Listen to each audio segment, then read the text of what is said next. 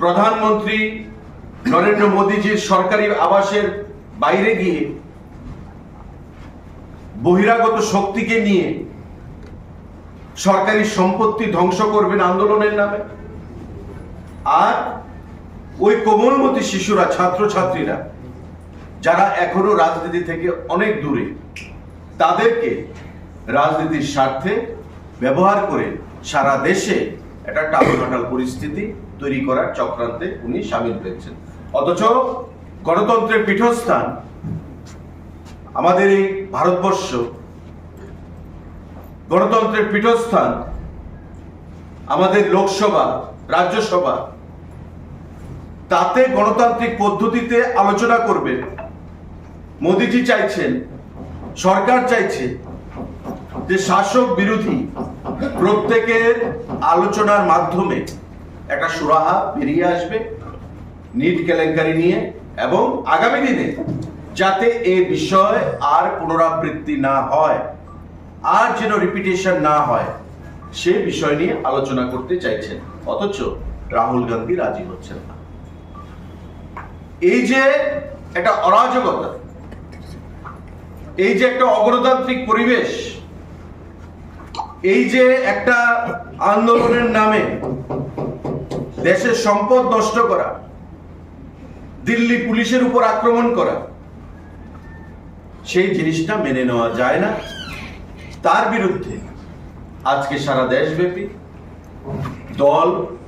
সরকারকে বলা হয়েছে, দলকে বলা হয়েছে যাতে প্রেস বার্তালাপের মাধ্যমে জনগণের মধ্যে, জনগণের অবগতির জন্য, পাবলিক অ্যাওয়ারনেসের জন্য এই প্রেস বার্তালাপ করা হয়।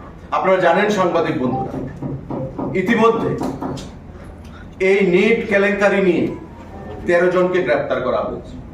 দিল্লি, পুনে, নাসিক, লাতুর, গুরুগ্রাম, এই সমস্ত অঞ্চল থেকে, এলাকা থেকে 13 জনকে গ্রেপ্তার করা হয়েছে এবং তাদেরকে জেলে পাঠানো হয়েছে। মোদিজি টুইট করেছেন, সোশ্যাল মিডিয়াতে বলেছেন, কি বলেছেন? যে nothing is more important to us than the welfare of the students and the future of the students. আমাদের কাছে সব থেকে গুরুত্বপূর্ণ হচ্ছে